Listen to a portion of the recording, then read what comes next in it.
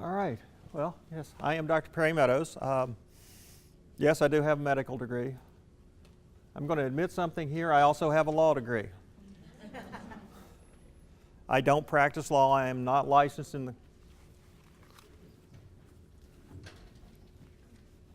the Commonwealth of Pennsylvania. Now, I took the bar exam in West Virginia and Ohio, and believe it or not, I passed it. But today we're going to talk about opioids. Now, I've got about 3 hours worth of presentation shoved into this PowerPoint here. So I'm going to be skipping a few slides. But let's go ahead and get started here. So why are we talking about opioids? I mean, what's the big deal? Well, there's one opioid overdose death every 10 minutes in the United States. Now, that's a little bit old. Right now, it's every 8 to 9 minutes. So in the, hour we've been here, there's been, 7, 8 people die from an overdose. 14 Pennsylvanians die each day from opioid overdose. Now, this slide says opioids cause more than 50,000 deaths per year in the United States. Anybody know what the number is for 2017? 64,070.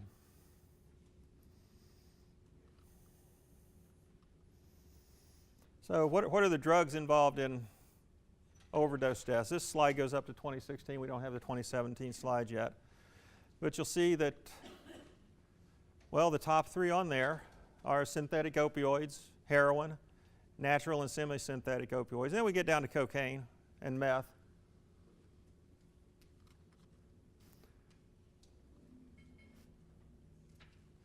Now, national overdose deaths, number of overdose deaths involving prescription opioid pain relievers.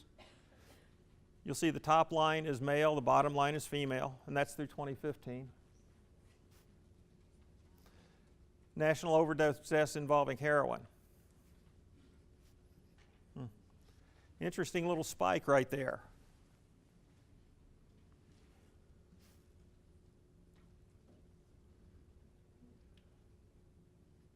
Any guesses why? Oh, let's go back. 2010 to 2015 is a major jump. Anybody want to venture a guess as to why we started seeing that sudden spike? Started keeping track. That's part of it. Quite honestly, we still don't know exactly how many deaths per year because I've seen a lot of medical records, a lot of death certificates that say respiratory failure. That was about the time that we started testing, doing more post-mortem toxicology testing. It's also about the time that we actually started looking for it. That's also about the time that another opioid started hitting the United States. So that's when fentanyl came in?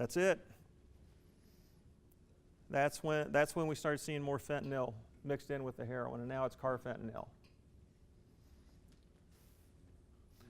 So what's an opiate and an opioid? I use the terms interchangeably. There's actually a difference. Opiate is a sedative narcotic containing opium or any of the derivatives, including morphine. Basically, it's the natural products. Opioid is used to designate everything. Synthetic substances like oxycodone, hydrocodone, morphine, heroin, codeine. All right. This is what it looks like in a chemistry lab. I used to understand all this when I was a chemistry major 40 plus years ago. I've forgotten a lot of this stuff now. But this is the heroin molecule. And if you look at hydrocodone and oxycodone, which are synthetics, they look awfully similar.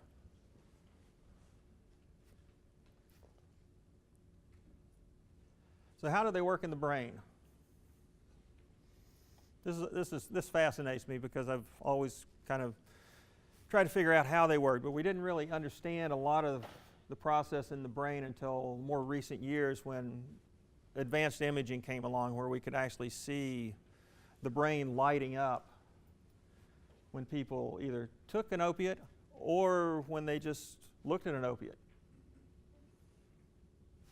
All right, that's your brain. Now another presentation I have actually has the two frying eggs with it too. Everybody remember that old commercial? This is your brain on drugs. It's kind of true. Now if you see this, you'll see that thing called the Nucleus accumbens and Lateral hypothalamus, and that basically, remember that yellow streak that goes down through there. Because that's the part we're really going to talk about here in a minute. Yeah. We actually have receptors in our brain called mu, kappa, and delta. Body actually makes opiates. Some of you are probably making opiates now. Some of you might be making norepinephrine, which you're sitting there thinking, what's he talking about? Sometimes I make norepinephrine because I sometimes wonder what I'm talking about too. The body makes natural opiates. They block pain, they slow breathing, and they basically calm us down. All right, this is a busy slide. Just ignore that. How these work is they latch onto the mu, kappa, and delta receptors, and they cause the body to make a chemical called dopamine. The body makes a lot of dopamine because dopamine is used for a lot of different things. But what it does is dopamine runs down that pathway there. Awful lot of dopamine receptors in there. There we go. Dopamine regulates movement, emotion, cognition, just about everything. Something else that dopamine does is it regulates the pleasure centers in the brain. Opioids overstimulate the pleasure centers. They overstimulate the receptors. Body starts making more and more receptors. And you get overstimulation by an opioid. We repeat life-sustaining activities because we associate them with pleasure. Anybody here associate food with pleasure? All right. How much do you think food stimulates the reward system? 5-fold, 10-fold, 15-fold? Take a guess. Anybody? 10. That's right. 10-fold. You've been reading my notes? That's 2 you got right so far. All right, what about sex? How much do you think sex stimulates the pleasure center?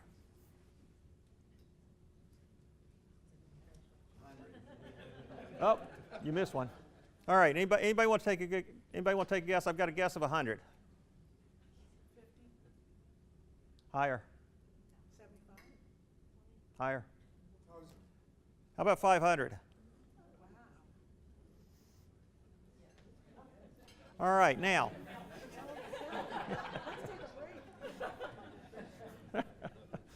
All right, opiates. How much do you think opiates will stimulate the pleasure center? And it's a whole lot more than 500. 1,000's not even close. 5,000? 10,000. Keep going. Nope, not quite a million. 50,000 times. So if something stimulates your pleasure and reward center 50,000 times, you might want to do it again. And again. And again. So,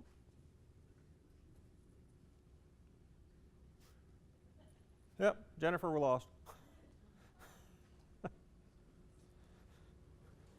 There we go. All right. So when the reward center is stimulated, we want to repeat it. Drugs of abuse, not just opiates, just about all the drugs of abuse that I could talk about today, stimulate the reward center. So what are the effects on the body? Well, like I said, we've got opiate receptors all throughout the body. They act by affecting the nerve endings. Respiratory system, slowing of breathing. Too much opioid usage can cause you to stop breathing. It's one of the most common causes of death from overdose. Injecting them, believe it or not, causes interstitial lung disease, where it gets into the vascular system, starts causing scarring. You can also get some nasty infections in the lung from blood clots in there too. Snorting it, well, you get irritation in the lining of the nose. Anybody ever had a nosebleed? All right. Anyone that snorts any drug, whether it's heroin, cocaine, has a much higher risk of nosebleeds. But you also have another potential problem. Is the cartilage there called the nasal septum? You can it will actually eat a hole in there. I've seen it more often with cocaine than I have with opiates, but I've seen it with opiates before. And that's something tough to treat, especially when they won't stop snorting what they're snorting. Digestive system, they slow down the stomach and bowels, they increase risk of nausea and vomiting. Sometimes you actually use them to slow down diarrhea. Now, if anybody's ever had surgery and taken pain pills for a few days, you probably noticed that your bowels don't work as well. And that's because the opiates slow things down. Nervous system, this is pretty easy. Sedation, euphoria, seizures. Interesting was hyperalgesia when you take them chronically. It's like the nerve endings burn out, the receptors just disappear, so the opiates don't work anymore. So you have chronic hypersensitivity to pain. I can sit here and touch my hand now. If I had hyperalgesia, just brushing the skin just ever so slightly would drop me to the floor with intense pain. Immune system, you get an increased risk of infections, and then there's always the injecting of opioids. You get multiple infections such as HIV or hepatitis C. Along the way, I'm going to talk some about some of the data that I get from time to time. We opened up a medication-assisted treatment clinic at Geisinger last March. And in the first 250 patients we had come in, anybody want to venture a guess as to what percentage of people had either HIV or hepatitis C out of the first 250 patients? How many? How much? I heard a guess. 90? 90? It was 50. 50% had a co-occurring infection. Effect on the liver. Most of the prescription opioids have acetaminophen in it. Vicodin, Percocet, they all have a mixture of the hydrocodone or oxycodone with a certain amount of acetaminophen. Taken properly, shouldn't cause a whole lot of problems, but there's something called tolerance where people will have to take more and more and more of a medication to get the same effect over time. I'll touch on that a little later. But just think about how much acetaminophen you're ingesting if you take 10 Percocet at one time. 10 Percocet 500s, well, that's 5,000 milligrams of acetaminophen. 4,000th the maximum recommended dose. And they don't take that just once. They'll take it every 2 to 3 hours all day long.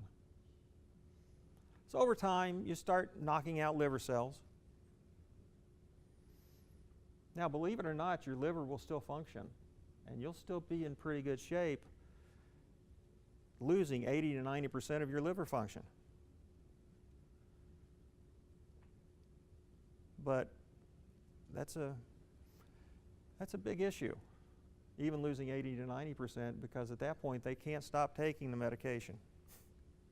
and they're still taking in all this Tylenol. So eventually you're talking liver transplant or death, more likely, because they're not going to be a transplant candidate because they're actively using drugs.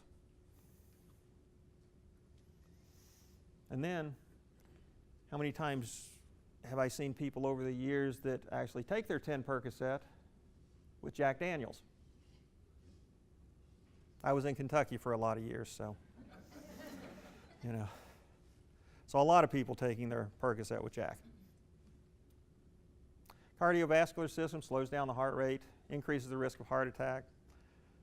Injecting opioids, well, anybody ever seen track marks? Okay, that's scarring the veins from chronic injecting the opioids. Yeah. So what causes the hands and the parts of the arm to turn red when they've injected? When you first inject, what you get is what's called a vasodilatation, where the arteries expand. So you get that blood rushing in, Okay.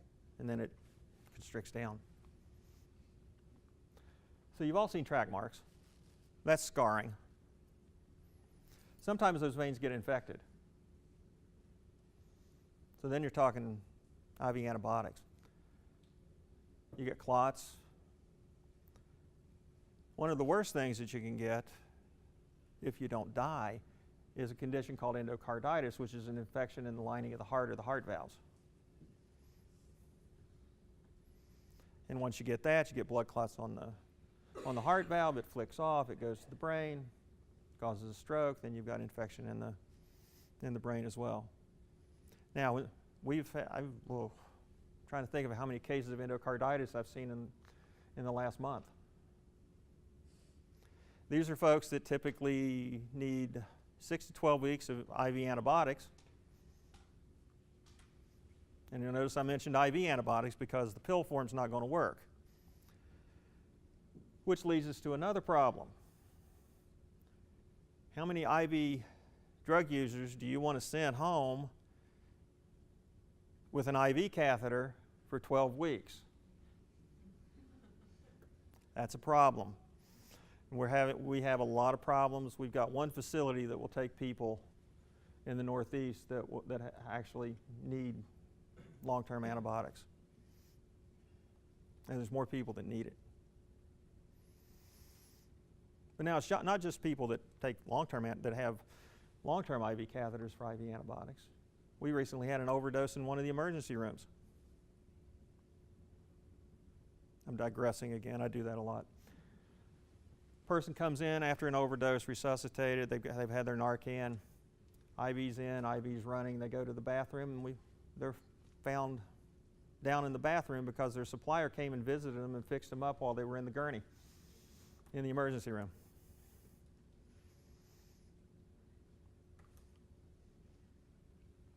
Opioid use disorder. A little bit of a history lesson, then we'll do some definitions. Morphine was first isolated in the early 1800s. 1853, hypodermic needle was invented. And anybody ever read Edgar Allan Poe? Some of his best work was done while he was using morphine. Heroin was created in the lab by Bayer Pharmaceuticals in 1875. Anybody know what heroin was used for? No? No. It was used to treat pneumonia because it's a great cough suppressant. I mean, it works well to take care of cough. There's another use that surprises people. Anybody got a guess? All right, how many of you have ever had a baby with colic? You remember. Number one use for heroin while it was legal from 1875 to 1920 was for treatment of colic. And as a parent with 3 kids that had colic, I would have seriously considered it. Were we seeing infant mortality as a result of this, or? My guess would be yes, but back, 100 plus years ago, they didn't know. That would be my guess. Because I would think it would be very easy to overdose a baby with heroin. But you were talking about the baby, that it wasn't for you? There were times when it might have been both. Okay. hmm Although my son, who's now 24 and in chiropractic school, yeah, and that was my first one. Yeah, that was an interesting time. Definitions: use, any use of any substance, misuse, use that can harm self or others. Tolerance, necessity for a higher dose of the drug to get the same effect. Historical definitions of addiction: it's character disorder. It's physical dependence to hard drugs only. It's due to bad choices or a deviant lifestyle. And I have these listed as historical definitions, but you'd be surprised how much I hear that today.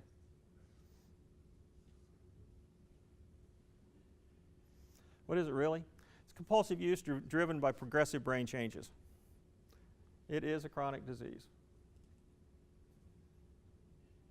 Now, there's people out there that disagree with that definition.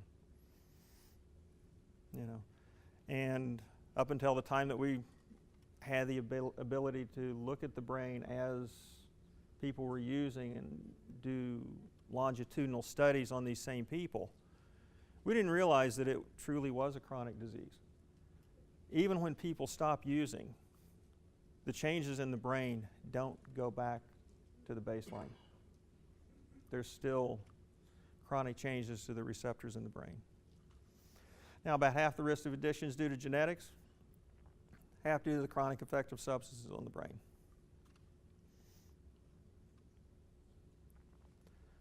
Opioid use disorder includes signs and symptoms that show compulsive, prolonged self-administration of opioids that are used for no legitimate medical purpose, or if a medical condition is present, it's used in doses that are in excess of the amount needed for the medical condition. It's just like after I had knee surgery. Oh, go ahead. I wanted to go back to the previous slide. To what extent is it genetic? There are certain genes that, one single gene doesn't do it, but there are combinations of genes that we're starting to identify in people that have opiate use disorder. This is early on in the studies.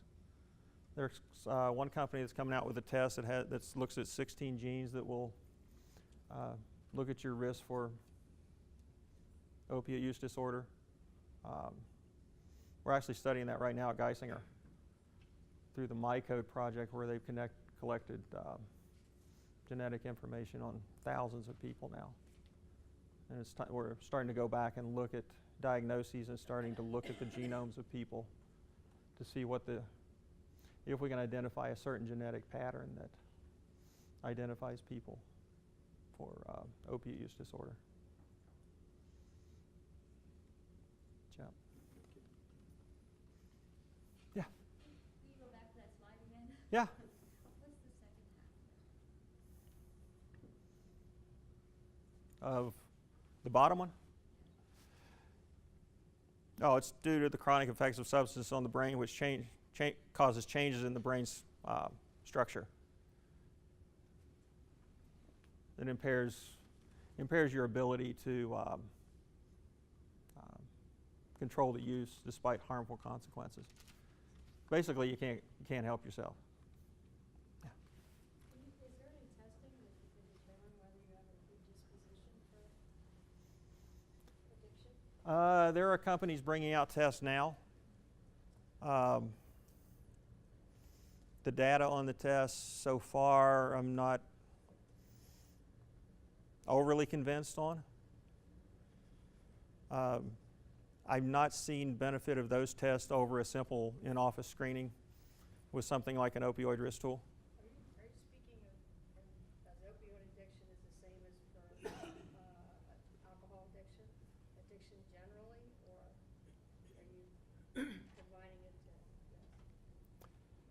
In general, there's a genetic predisposition to a lot of the substance use disorders. Yeah. You had mentioned a study from the one country, and I was just curious if other countries are seeing the same kind of outbreak that we're seeing here, and if any other country has seen success from something that they're doing. Interesting question. I don't know whether I've still got this slide in there or not, but how much of the world's prescription opiates do you think are consumed in the United States? 90%. Yep. Do other countries have the problems? Yes, but do they have it to the extent that the United States does? No. Yeah, 90% of the world's prescription opiates are consumed right here. Yeah. I'm hoping that you do get into this and probably premature, but whenever I go and I hear people talk about the opioid crisis and everything, it seems minimal that they speak of the pharmaceutical companies pushing it, the pharmaceutical FedEx delivering it from small pharmacies in, Alaska all those years in the 2000s. Mm-hmm. And also, where are these big drug busts that we used to hear about? Of heroin coming in, who's making this money locally? I know it's like kind of three questions, but these are the things that I question when we talk about this crisis. Mm-hmm. No, we don't really hear about a whole lot of drug busts anymore. Not big ones. There's a lot of small-time drug busts going on, but nothing major.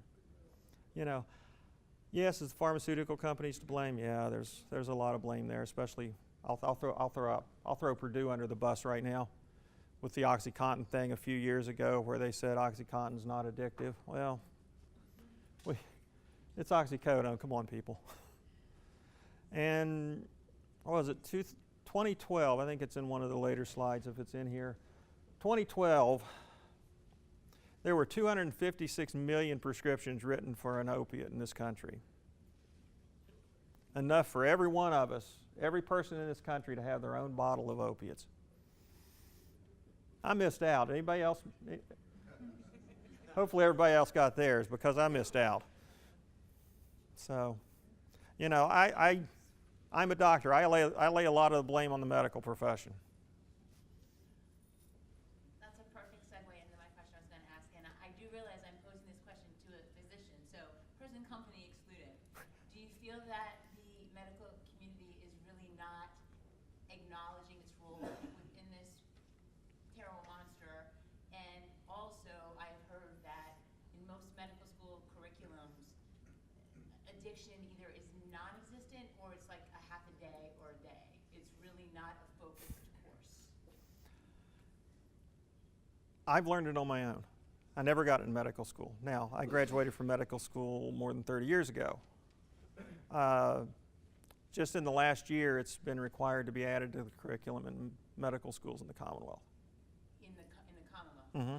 At least our Commonwealth's trying to lead the charge, but it's a national issue. Most medical schools are getting around to it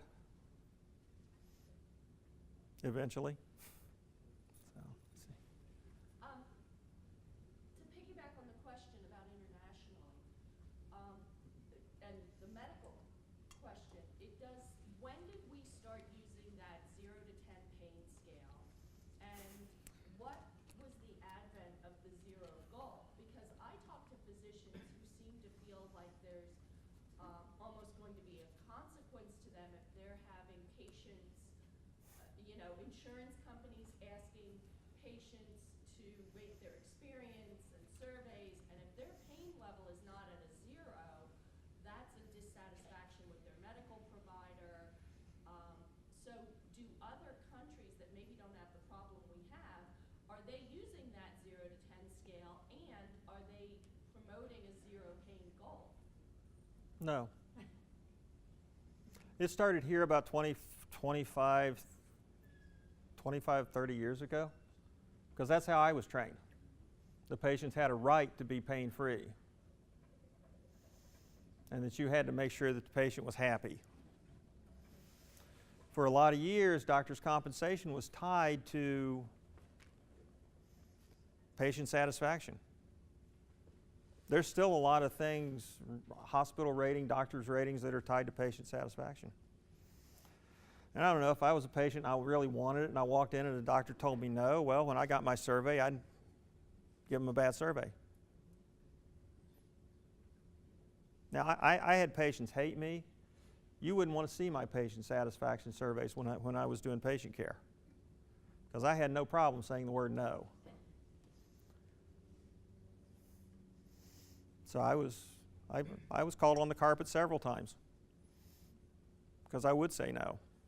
So what are they doing in the other countries that's different, and why aren't we doing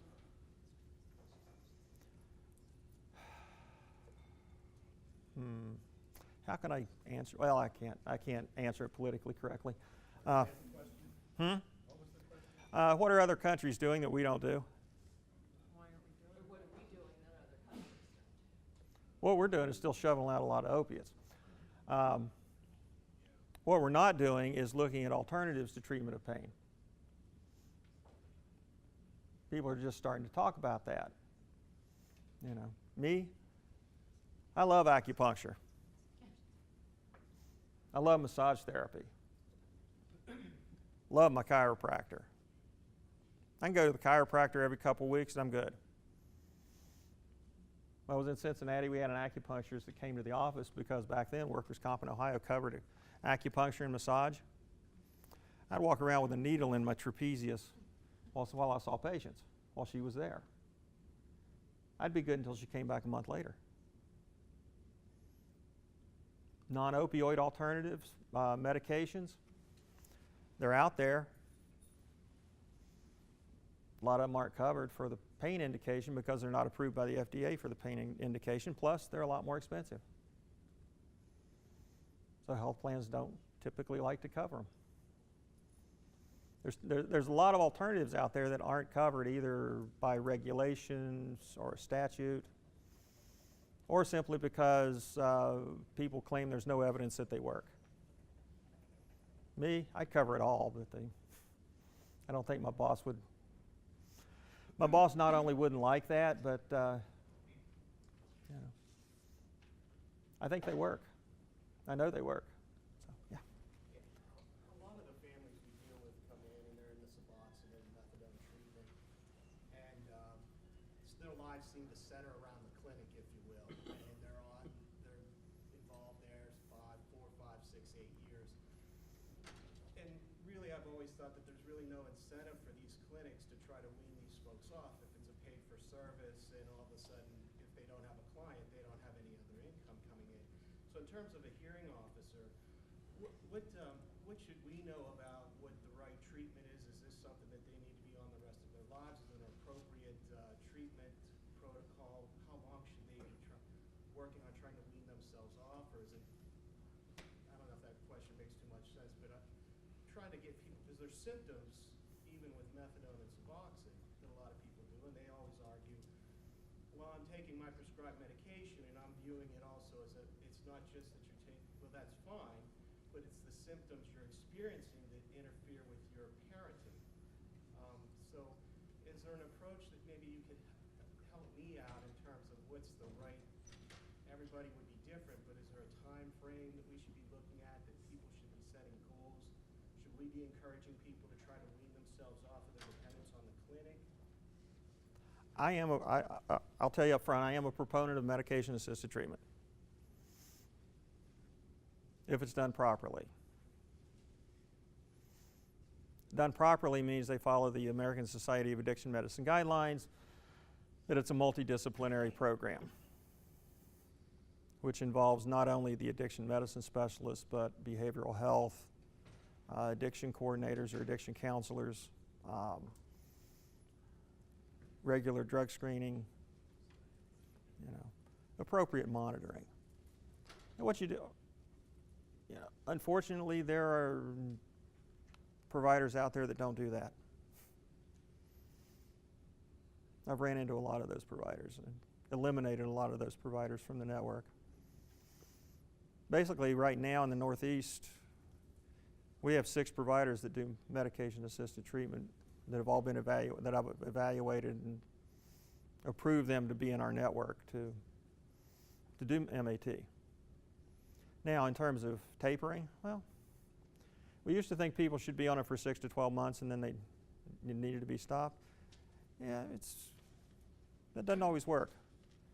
What you do is you taper them down to the lowest possible dose to control the cravings. But people can be on Suboxone for years. And it works. I wanted to ask you about the genetics again. Yeah. Like when you talk about alcoholism, a person that's not genetically predisposed to be an alcoholic can safely drink.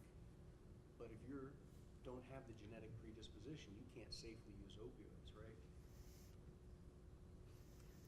Some people can, if you don't have the genetic predisposition. You mean not under a doctor's care? You mean Oh, I'm talking about under a doctor's care. Oh, yeah. I mean, Yeah. But Nobody should be using them outside of a doctor's care. I guess that's my question. Yeah, no. Nobody should be using them outside of a doctor's care. Excuse me, in medically assisted treatment, how often, in your opinion, should clients be receiving the behavioral aspect of treatment be? Because what I've seen is that they go and get their methadone, and they go once a month for a session. Is that sufficient? Because Once they're in maintenance, yes. once per month, is that an individual session or a group session? My own personal thoughts is when somebody first goes in for treatment, they ought to be seen at least once a week, individual and group separately. You know, because that's the time that they're most vulnerable. When you're talking buprenorphine, you've got there's an initiation phase, and stabilization phase, and a maintenance phase. Once somebody hits maintenance phase, where they're on a stable dose and they're doing all right, once a month is totally appropriate. What's a stable dose? Depends. Could be anywhere from 8 to 24 milligrams. And can you clarify for me, what's the difference between methadone and Suboxone? Chemical structure. It's two different medications. Is one more effective than the other? Or does It it depend? depends. It's patient specific. I prefer buprenorphine. I prefer the buprenorphine to Suboxone. But I've also got more experience with that. Yeah. Treatment programs, the medically assisted treatment programs, there's an issue that with regard to marijuana or reporting relapse, they don't test or they don't report a marijuana positive to the courts because it's not what they're treating for. That's happened. That's an answer that we've gotten. They're not testing for marijuana, or when they don't consider a positive for marijuana to be something that's reportable, because that's not what they're treating for. Well, the first thing they need to look at the American Society of Addiction Medicine guidelines for drug screening in medication-assisted treatment settings. Those guidelines are very clear on what they should be testing for. Okay. Can you say that again, American Society of Addiction Medicine. We brought those criteria out sometime in 2017. That was a long process to get those finalized, because there was a lot of disagreement based simply on what you just said, that they didn't think they needed to test for it. Well, they need to test for it. So when we see somebody, a parent who comes in who's in one of these clinics, and they're continuing to test positive for other drugs, what are we to do? Are we thinking that the clinic's working and they're aware of the fact that they're testing positive? Do they continue to work with the person if they continue to use drugs other than the methadone or whatever? I mean, how are we? Some clinics do continue working with them. Other clinics discharge them. What kind of Most. communication is that to us as a court to do with these parents? If they're in these pretty intense clinic programs, from what I hear, how are we supposed to look at their abilities to come back around and be able to parent if they're still continuing to use other drugs? Well, from a medical standpoint, I would have concerns. From a legal standpoint, I'll leave that to you all. From a medical standpoint, yeah, I would have some concerns. So I'm presenting after lunch, which I'm so sorry, but my impulse control, I've been working really hard on it. One of the things, so I work for a treatment provider. So I work for Pyramid Healthcare. And one of the things that from a court standpoint that you should see for those clinics who continue to work with clients who are providing the behavioral health or the treatment is there should be increases in recommendations for level of care. So so when there was a question of, is it once a week, is it once a month? If you have someone who's continuing to test in a quality clinical program, they're going to, if you're having a relapse incident, we're not going to kick you out for the reason you're coming. However, we should be increasing your level of care. And this afternoon, Do you know, just because the drug tester for the court is coming up with that drug test that's positive for other drugs, how are we to ensure that the information gets, or should we ensure that the information gets to I think that Pyramid? it's twofold. An MAT-involved client is tested every single time they see the doctor. So, and most quality programs are doing a 10 to 12 panel test, which should mean there should be a screen for cannabis or a screen for alcohol, a handful of different things. Does it matter if it's not random, like if they know they're going to the doctor? It's both. So it doesn't make a difference. And again, it depends on the clinical program that client's involved in. So for example, in my clinical programs, they can be called in at 24 hours notice at any time to provide a screen. As part of their clinical treatment, they're screened. As part of their medical treatment, they're screened. We screen, basically what they do is provide urine screens.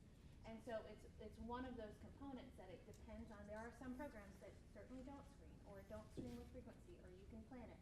There's a way to divert all sorts of different things, but what you should be seeing is an increase in treatment if there's an increase in relapse incidents. So, But we struggle with the lack of communication and accountability or coordination of efforts from the drug and alcohol treatment providers who will just tell us maybe that the parent was compliant with your analysis, but we don't know what that means. And they won't necessarily tell us the frequency. They won't necessarily tell us whether or not it's random. They won't necessarily tell us about dilute or well, and so I think that's exactly what we're going to talk about after lunch in our presentation. I was just gonna say, this is such a hot topic. I told the doctor before we started, I said, this is a very active group and we're thirsty for information on this topic. But we're gonna be talking about that in the afternoon as well as the medication-assisted treatment in the afternoon. So any questions that you have pertaining to those two areas, if you could please just hold them for the afternoon. That way we can get all the information that we need from the doctor on the opioid piece. Okay? Thank you. All right, I'm going to jump through a bunch of slides here. I just want to touch on a definition of stigma, which is the mark of disgrace or infamy, a stain or reproach on one's reputation. Extreme disapproval or discontent with a person or group on socially characteristic grounds. Or, it could be affixed to a person or to society who differs with cultural norms. All right, now, everybody hold on because I'm going to move through a bunch of slides here. Because I really want to get to this one. We've had some discussion on family so far this morning, so I thought I'd talk about the family.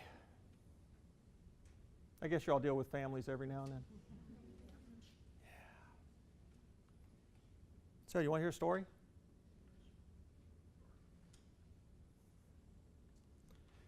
Well,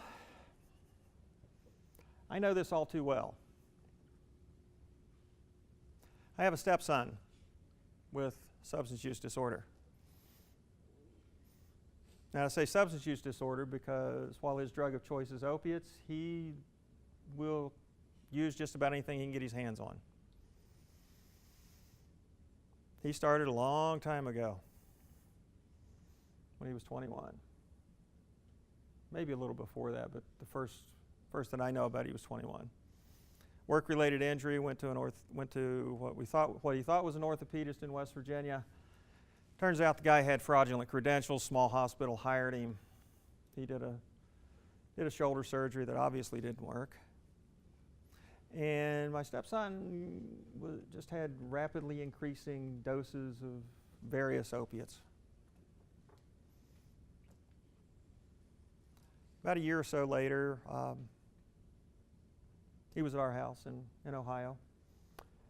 And at that point, he was on fentanyl patches. Back in those days, fentanyl patches had a liquid in them. Now they have a kind of a gel in them. So you can chew them, but you can't inject them unless you melt it. Well, back then it was a liquid. He sucked all the liquid out of a 3-day fentanyl patch and injected it. I probably wouldn't be talking to you right now about this if we hadn't had company that night, because he was laying in our hallway blue. So I did CPR on him that night. We got him into treatment. He's been in and out of probably 20 different treatment programs now. Currently in West Virginia, somewhere in the Huntington area, we think. We're not quite sure.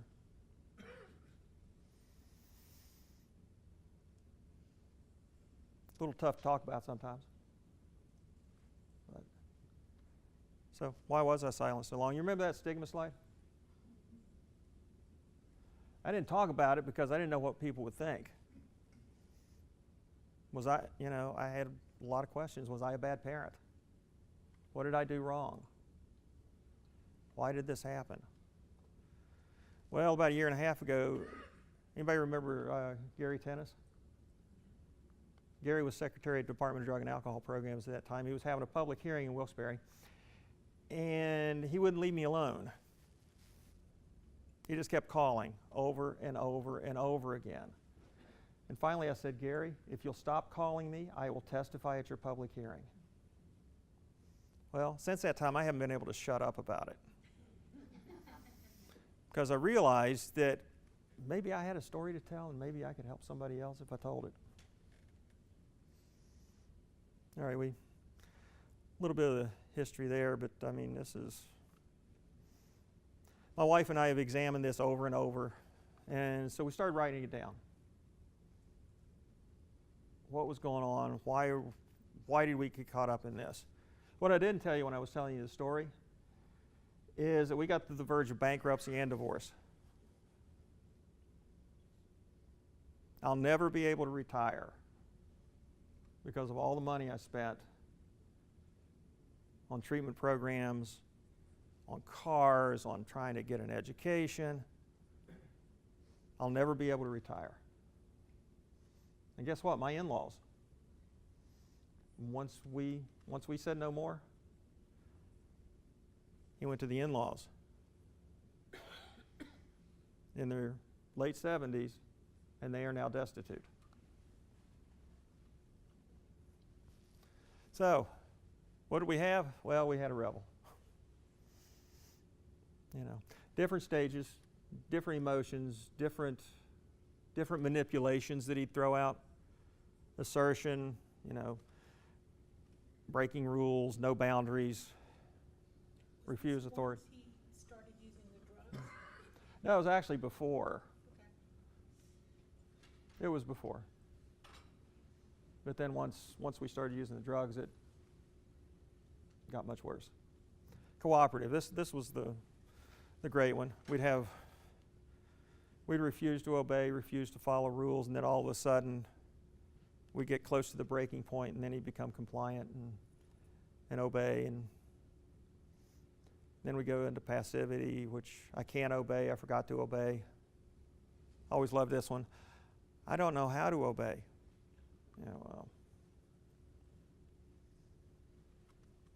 He was basically a devourer, devouring the entire family. One minute he's lovable, wanting to do everything, wanting to do everything right, and the next minute you'd be on that roller coaster. You'd hit that peak, and then all of a sudden, there we'd go, right down into the depths. The trauma, the drama.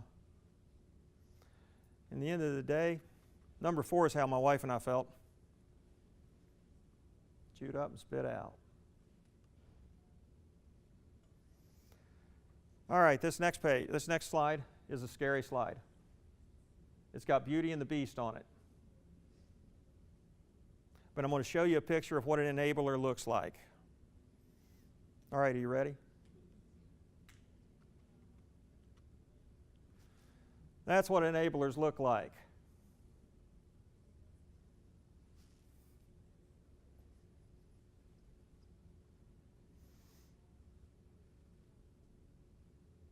Any comments?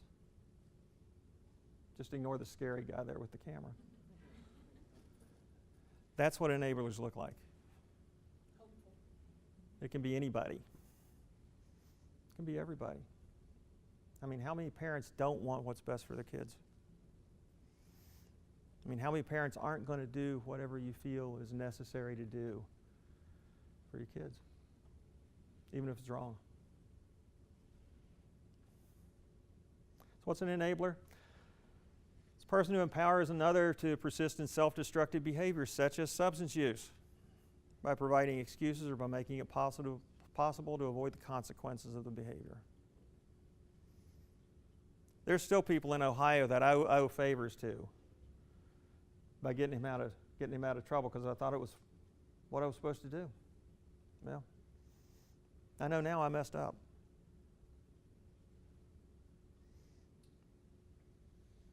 All right. Anybody ever seen the stages of grief? Well, guess what? Enablers go through that too. I think this was, 2016. We came up with this. First thing you do is to deny there's a problem. Oh, that's not my son. That's somebody else's issue. It's their fault. Second stage is anger. Third is bargaining. 4 is depression. 5 is acceptance. Anybody want to take a guess as to where I sat for a long time? Bargaining? No. There we go. Yeah, I spent a lot of time there. A lot of time there. Now, was I angry at him? Partly. I was also angry at myself. Especially once I realized what I'd done all those years. All right, anybody want to take a guess where my wife spent most of her time? I heard bargaining and depression. Yeah, that's both of them. Yeah. Anger. Yeah, like I said, the anger can be at the person with substance use disorder, but in my case, it was more directed at myself or more directed at other people surrounding him who I thought were enabling him when it turned out I was the one that was doing the enabling. Bargaining, well, that's where you say, here's your new car. Here's your college education. Anybody want to tell me whether you think he graduated from college? Nope. Not only did he not graduate from college, what I found out was that he wasn't even going to class. He was dropping out of class during the early withdrawal time so he could get the money for the tuition that I'd paid to go hang out in the apartment that I was paying for at the time and have fun with his friends. On the monthly allowance I was sending him so that he could live in the apartment to go to school.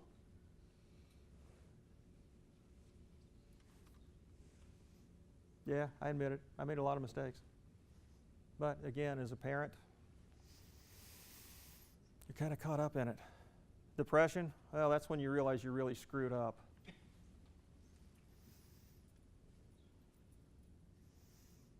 But how do you get to acceptance? Well, This is what we had to do. We had to detach ourselves from the situation.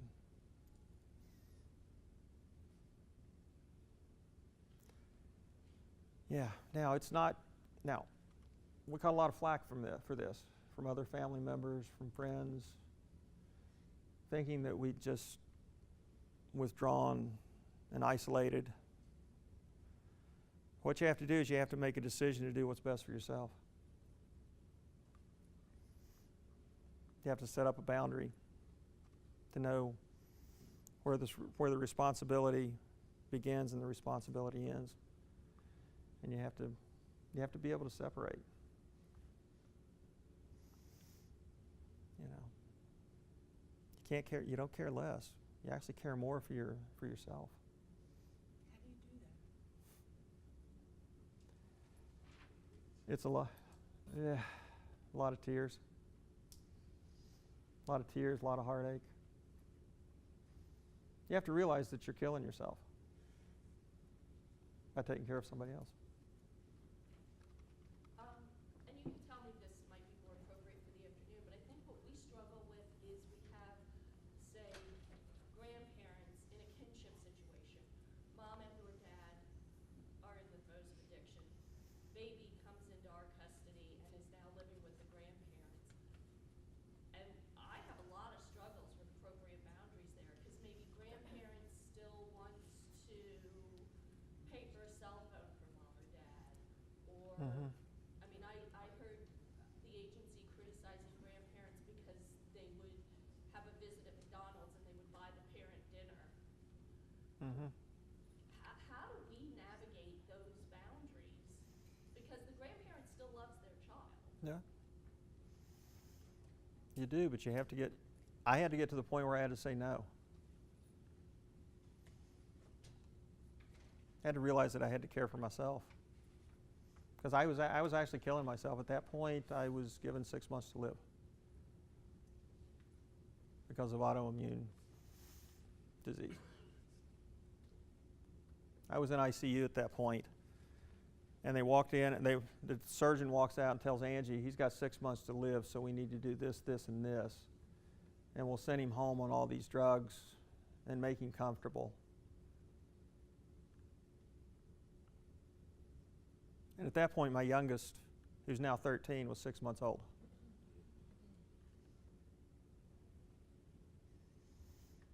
And it was at that point I realized that something had to change. Sometimes us enablers have to get to that point where we realize we can't do it anymore. And grandparents are the hardest ones to deal with. My mother-in-law and father-in-law had to become destitute before they said no. And that was just last year. Yeah. I share your story. And I was a GAL guardian ad litem for 16 years first. I'm a hearing officer now. So we all in this room are hearing officer judges, and we have kids in front of us with addiction problems, etc. We want to help. So I brought some of my experience to court and did this, and I want to know what you think about it. And if we had Harry and Angela there, who were the parents or the grandparents, would this be a good idea? And it's something we have the authority to do. In my 16 years at GAL, I never saw it done, not once. But I'm happy that I'm able to do this now. So when I have a kid in court with an addiction problem, or who might have an addiction problem in the future, I want to get the parents or guardians involved in the treatment and other things that would help the kid and would help them too, help get through what they need to get through. So we have a section in the law, 6310 of the Juvenile Act, and it allows this authority of judges and hearing officers to order guardians, parents to be involved in treatment and rehab. So lately I've been starting to order parents like Angela and Perry to attend a certain amount of Nar-Anon or Al-Anon meetings to get the support they need to toughen up and not be an enabler. Or to, for instance, order somebody not to give a kid a cell phone. not to give a kid allowance anymore, or things like that. Do you think if more of us ordered that kind of thing, it would be helpful to get people in those shoes to stop being enablers and help the kid get well better and more quickly? I wish somebody had done that to us all those years ago. Because sometimes it takes external support or pressure to make you realize you're really making a mistake. And also helpful to make them read books, assigned books like Beautiful Boys by David Sheff, which you probably know about, to help parents and loved ones learn to get through this, advance through those stages more quickly. Yeah. No, I wish somebody had done that. That way it wouldn't have taken us almost 15 years to get to the point we got to. Oh. All right.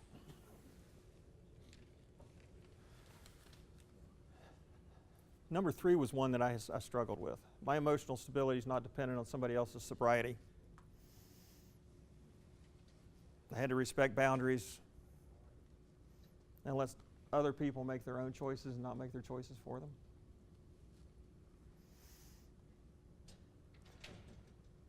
I like number 5, minding my own business. I was not good at minding my own business for a long time. Again, that's the I'm going to fix it thing.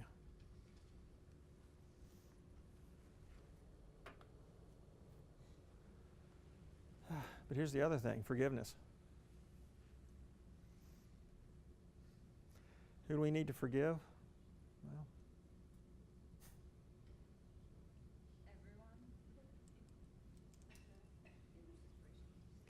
yeah. Who's the biggest person you think I needed to forgive? That's it. Me. And every now and then I still struggle with that. Related to the situation. You have to think differently. Again, there's the thoughts you think about yourself. How did I fail? What did I do wrong? And then once you realize what you were doing, then why was I so stupid for so long?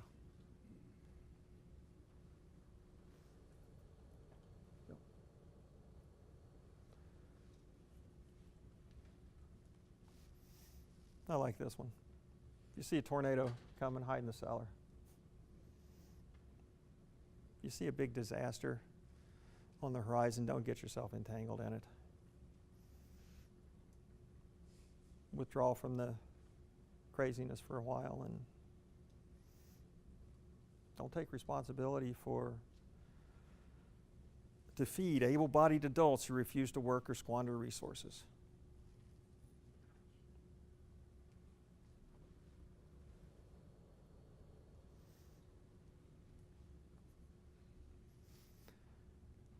Doesn't mean you don't help them, but you let them carry their own burden.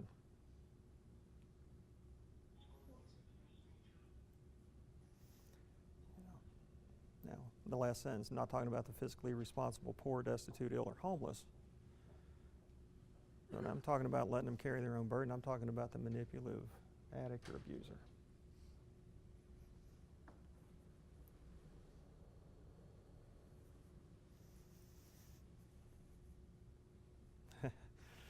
Oh yeah, this one always gets me. Learn from your mistakes, but don't beat yourself up. Yeah, I'm good at that one. Beat myself up a lot. And when I do, I usually have to get out this PowerPoint or the document that we got written on this and just kind of read it over and over again. The other thing I had to do was honestly evaluate what I'd done over the years. Look at where I made mistakes and look at where I actually did things that may have been appropriate at the time. Trying to figure out what was right and what was wrong. What would you have done differently? In other words, what is the best way to help? What would I have done differently?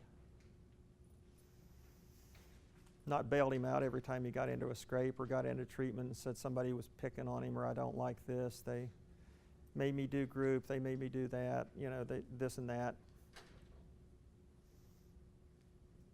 And even when I got into the anger phase, my wife would suddenly go running to rescue him. So, and that's the other thing. The parents have to be on the same playing field. You have to be in an agreement. Now, I guess that's something y'all might run into problems with from time to time. Parents not being in agreement. Yeah, that was one of the hardest things we had to overcome.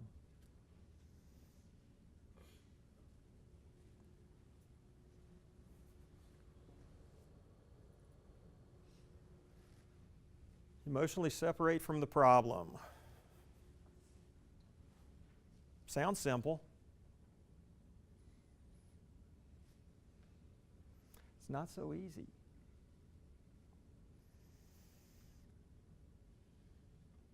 Because there's all these emotions that flow through your head that get in the way.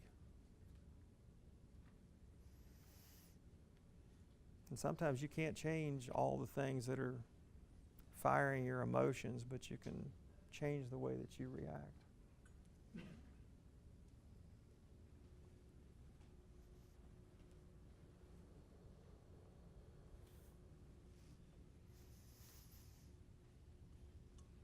Let go of the other person's problem and let them grow up.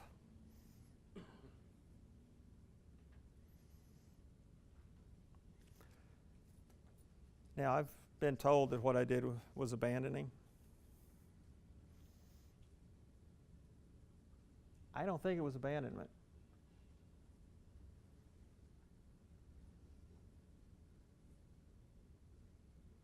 I think what it was letting him make his own choices and me not trying to make them for him or make the choices that I thought would be best for him to make.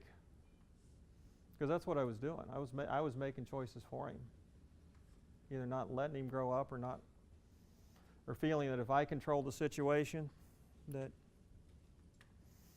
it'd all be different.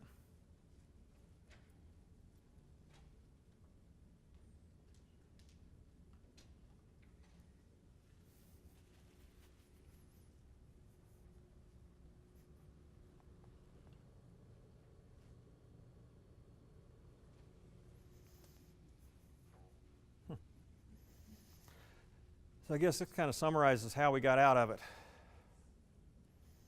First thing is acknowledge your addiction to the addict.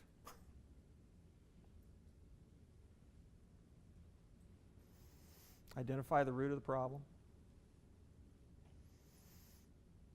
Some days I'm still trying to figure that one out.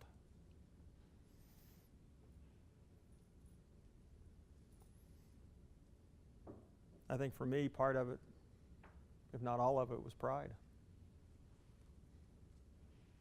I don't like to fail. I don't like to give up on things. But sometimes you just have to back away. You have to make rational decisions. Refuse to be a target or puppet. Develop a plan for your survival and implement the plan for your survival. The slide says keep looking forward, but also you don't look back either. Because if you look back, guess what? You get sucked right back into it again.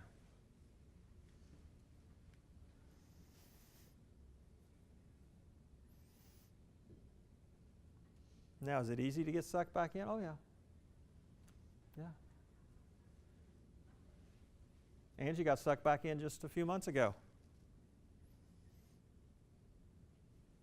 He called, he says, I'm ready to go to rehab in Indiana, which is the one rehab that he went to that actually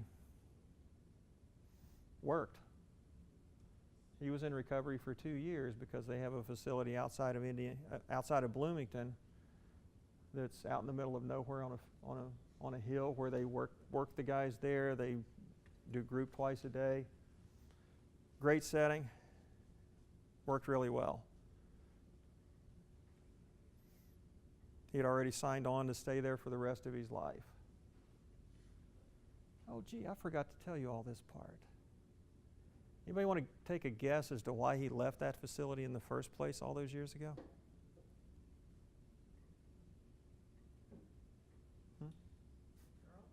No? Something else. You remember the doctor that I mentioned that did the surgery that wasn't an orthopedist that butchered up his shoulder? He got a settlement from a malpractice lawsuit against the hospital.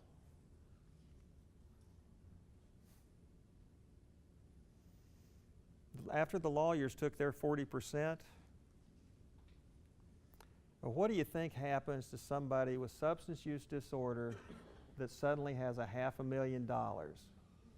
paid you guys back. Oh, I wish.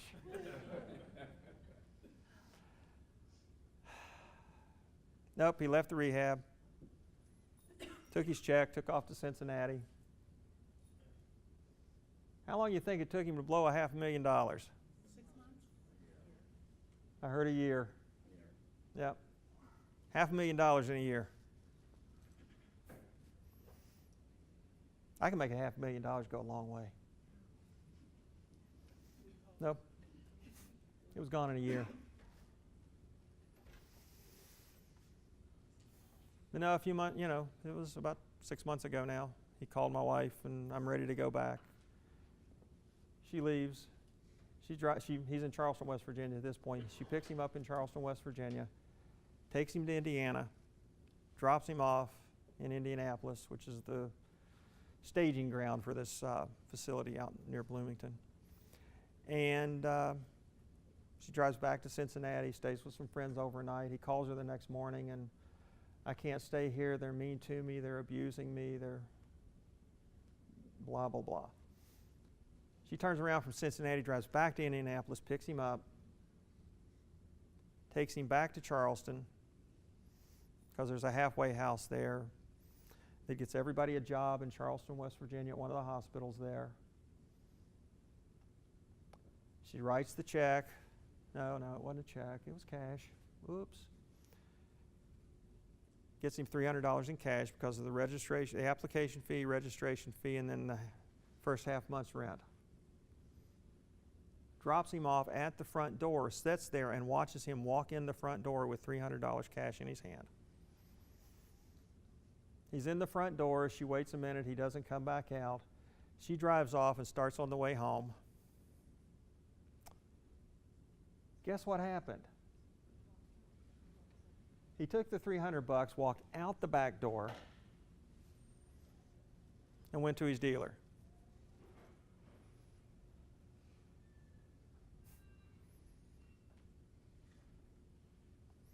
So you see, you got to keep looking forward.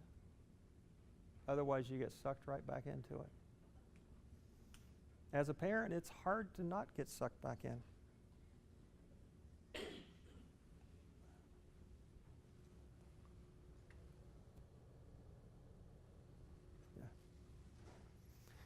Detachment does not mean abandonment.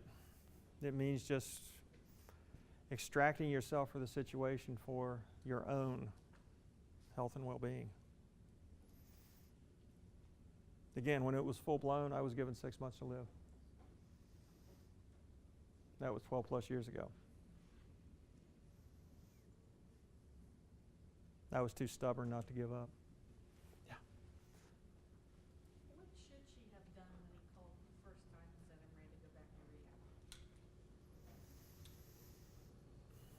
I would have asked a whole lot more questions than going out and jumping in the car and taking off. What's the plan? Who have you talked to? What arrangements have you made? And then I would have called the rehab facility myself. The one in Indiana. The one in Indiana. But so dropping him off, like I have trouble finding fault with the parent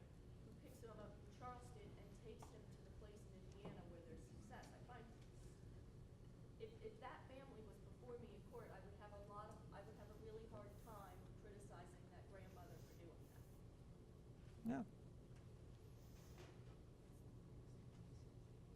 I think one of the takeaways as judges and hearing officers is that we have to recognize we're going to see in our courtroom people who are just plain manipulative.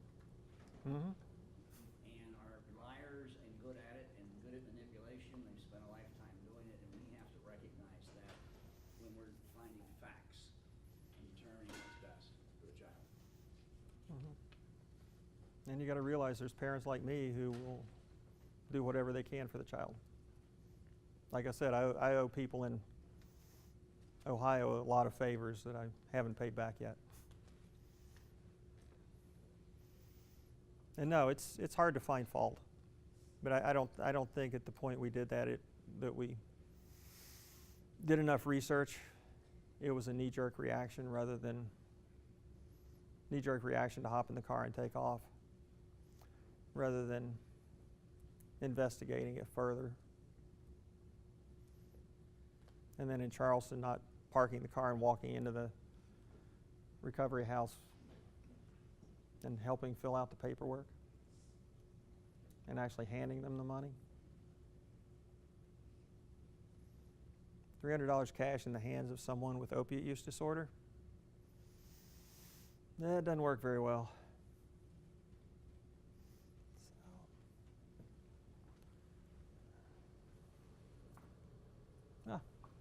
All right, we're down to questions.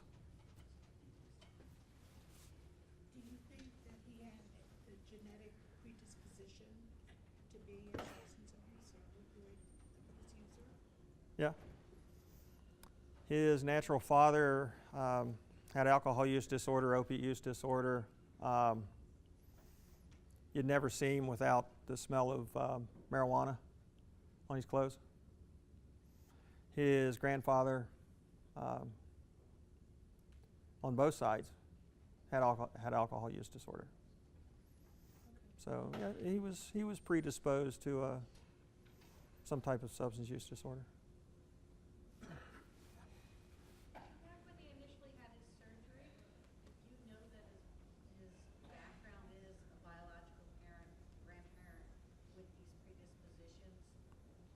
What conversation do you have with the surgeon about what you do or you don't use for pain at the initial stage when he's having his surgery? Oh, that's with what I know now, it's a very different conversation than what you have then. I mean,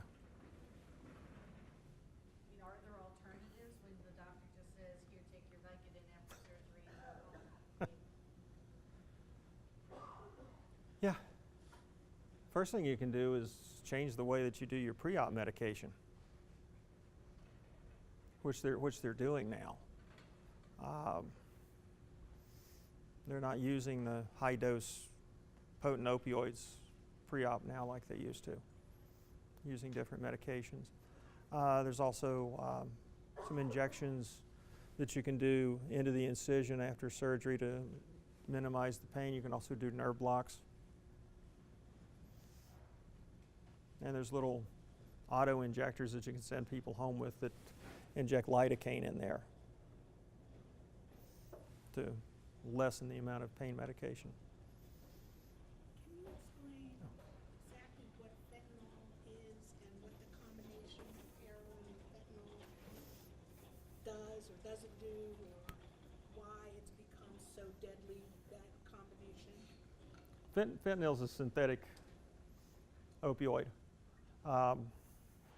It's been used it's actually one of the medications that they're not using for preoperative anesthesia now. But its cousin, carfentanil, is a chemical derivative of that. Carfentanil, 1 grain of carfentanil can kill you. What is it, 1 milligram of carfentanil will drop a 2,000-pound elephant. So it's potent stuff. And what happens is it gets mixed. You know, they cut the heroin with talcum powder and add a little bit of carfentanil into it, so it's still got a kick. So makes the profits go a lot farther. Talcum powder is a lot cheaper than heroin. So you can increase your profits over time.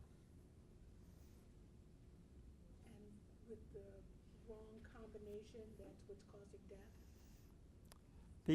People use too much because they don't know they've gotten carfentanil-laced heroin. On the other hand, people have told me that when people start dying from a batch, that's what they actually want. They want this stuff. How potent it is? If it's really potent stuff, that's what they all try to get, so they can use that because it's a bigger high.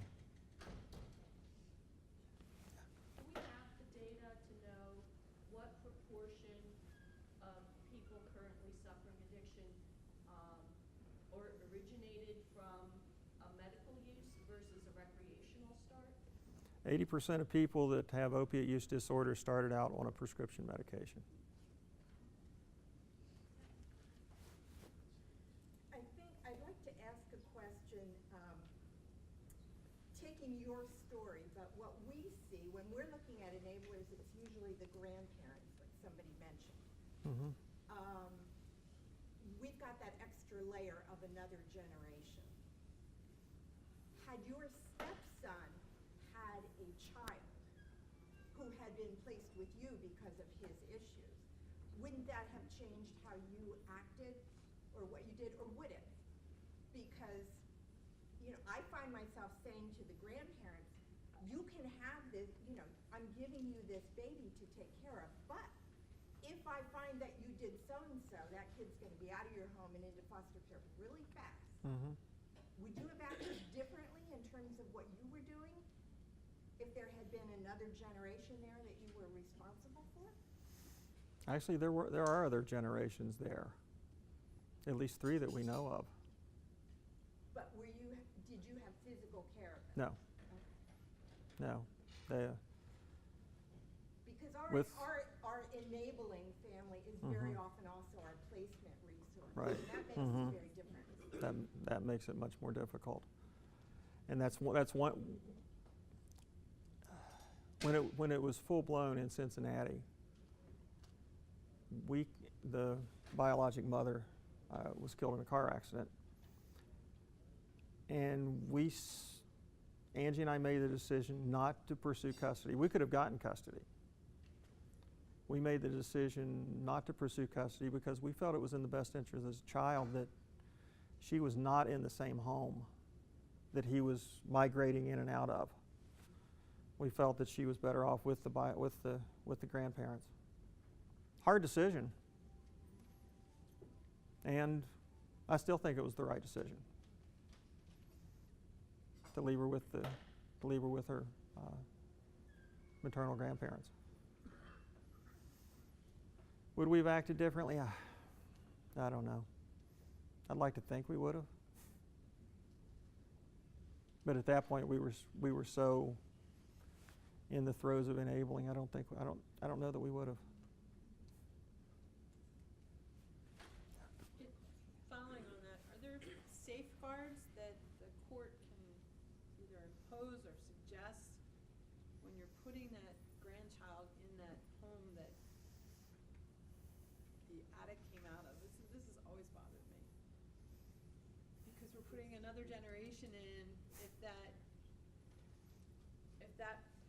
parent raised that child and that child has that addiction, which is genetic, but they were the enablers, what can be put into that home to prevent another generation from just repeating because they're being raised in the same way by the same people who are enabling?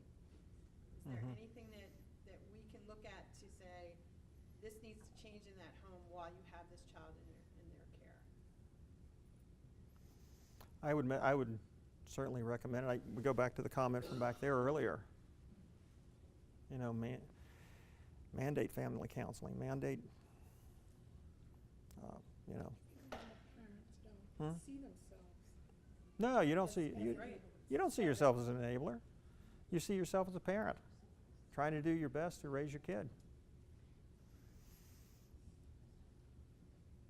Sometimes it takes a swift kick in the backside, like 6 months left to live, to That's more than a swift make you realize that you got to do something to change.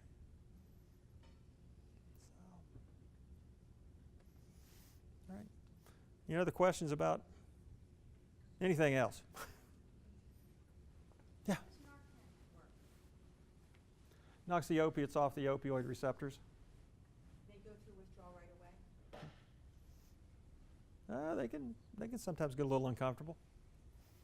Why is it dangerous for first responders? I've heard that whatever it is that they inhale, they can inhale. Oh, that's carfentanil. So I'm not sure what that is. It's like fentanyl, but it's a lot more potent.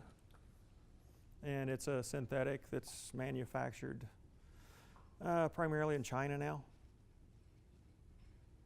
And 1 grain can kill a person. If you get it on your skin, it absorbs through the skin.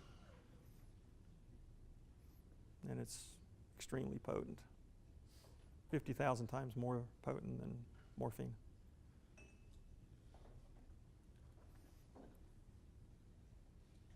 Okay. All right. I'd like to thank you all. You.